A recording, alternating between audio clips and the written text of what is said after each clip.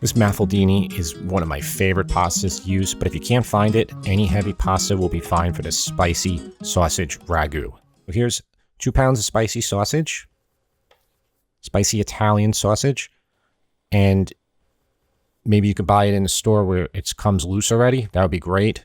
I couldn't find that, so I'm just going to cut right down the middle of each sausage link, and I'm just going to remove the casing, and I have 2 pounds of spicy sausage now. And I'm just going to take that and put that off to the side. So here's a big chunk of pancetta. I always buy it this way. I just cut what I need.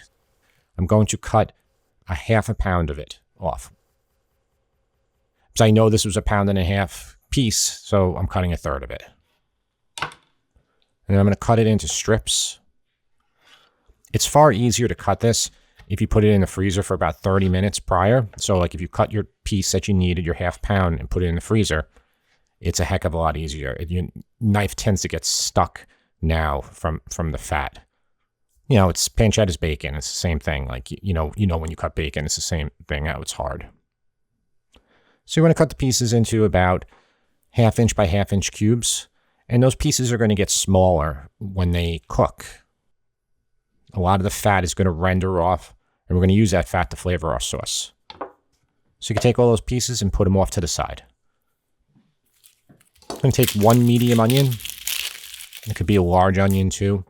You know, if you don't like so much onion, use a little bit less. This is like a general rule. And you're just going to dice that onion up. It doesn't have to be perfect. And after you get it diced, you could put that all in a bowl and get that off to the side as well. So here's sclafini tomatoes. I'm just showing DOP Nina, and I'm showing Cento certified. They're all good tomatoes. Those are more expensive. So the sclafini is totally fine, and they're really good tomatoes. I just want to show you guys, you don't have to use expensive tomatoes to get good results. You just have to kind of test the brands, and you'll find a brand you like. I have my expensive ones, and I have my less expensive ones that I use. So I just hand crushed them. If you don't want to do that, you can blend or pulse them. So that's Calabrian chili paste and chili flakes. They can both be used in this sauce. So this is a big Dutch oven. This would be better to cook your ragu in, but because I want to be able to get the camera inside here so you guys can see, I'm using a shower nonstick pan I had. And I'm going to get that pancetta in over about medium-low heat, about 2 tablespoons of olive oil, and I'm going to let the pancetta cook out for about 10 to 15 minutes until it mostly renders its fat. Then I'm going to add in all of the spicy Italian sausage, and I'm going to break it up with my wooden spoon. Any heavy wooden spoon would be fine here. And I'm going to try to get the pieces to break up smaller, so we're not left with any really big chunks of sausage in the sauce. And after that cooks out about 10 to 15 minutes, that'll take, get your onions in. So here's the chili flakes. I'm going to put in a 1/4 teaspoon. At this point, you could add in your Calabrian chili oil if you have it. I'm going to put in 1 cup of red wine. This is Pinot Noir I used, but Chianti or Valpolicella would be excellent choices. And just use a $10 bottle of wine. Turn the heat up to about medium-high to high, and let the alcohol cook out for a couple minutes.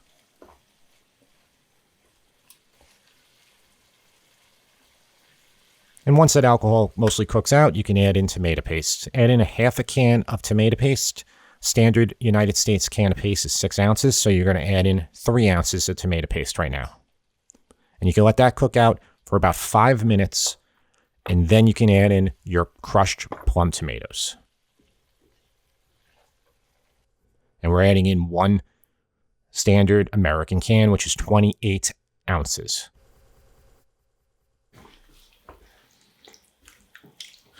Okay, so you're just going to bring it to a simmer and crack the lid like this. Just leave it open a bit. And you can let it cook for 30 minutes.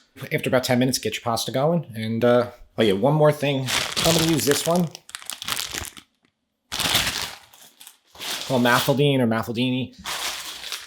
Yeah, you want a big pasta for this because it's a big, heavy ragu. So This pappardelle would be fine. Long fusilli. That one would be great too. Like, don't use angel hair or something like that. But any other pasta, penne, linguine, those would all be fine too. I love the ridges in this. Basically, this is it's like lasagna. You know, like factory made lasagna pieces, just cut thin. All right, so bring your water to strong boil. 2 tablespoons of kosher salt per gallon of water. It's a good general rule to how to always salt your water. And then you get it in there. And this is a big pasta, so it will tend to stick. So really start moving your spoon. You know, I'm using a spatula here, which is fine. But really do that for about 45 seconds.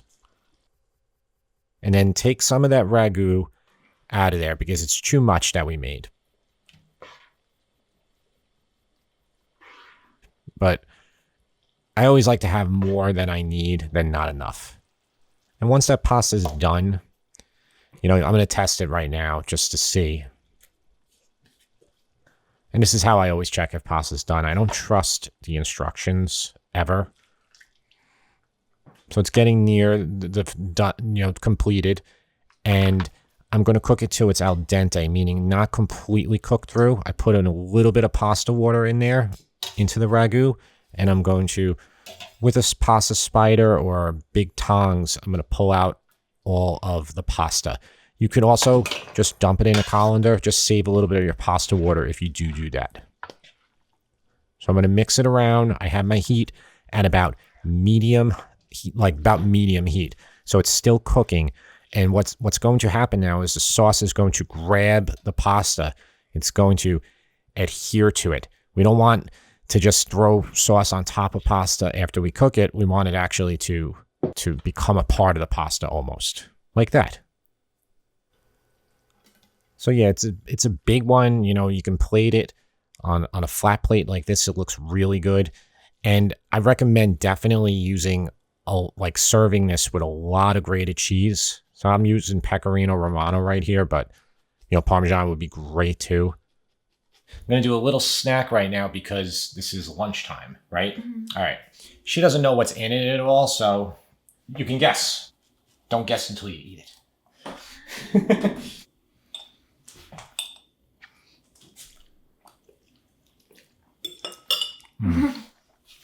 That's so good. What do you think it is? Sausage? Yeah? Pancetta. Red sauce. You knew there was pancetta in there? Mm-hmm. Here's a napkin. That's spicy sausage with pancetta and Calabrian chili oil. Now, this sausage already has that chili paste they use in it at the place I get it from, Uncle Giuseppe's. Regular sausage will just have like chili flakes and it won't really be that spicy. So you can use that Calabrian chili oil to really boost the flavor of it. Honestly, I didn't even need it in here. It's hot enough. It's very spicy, right? Yeah. Yeah.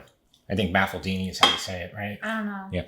So it's like lasagna pieces that are cut thin, and it's just the perfect type of pasta for this. Pappardelle would be great too. This is really good. Right? Does this also have nutmeg in it? No nutmeg. Oh. Yeah, I put nutmeg in the one I did yesterday that had turkey in it. Mm-hmm. I did a turkey ragu yesterday, which isn't on YouTube or anything yet. So just kind of testing that one out.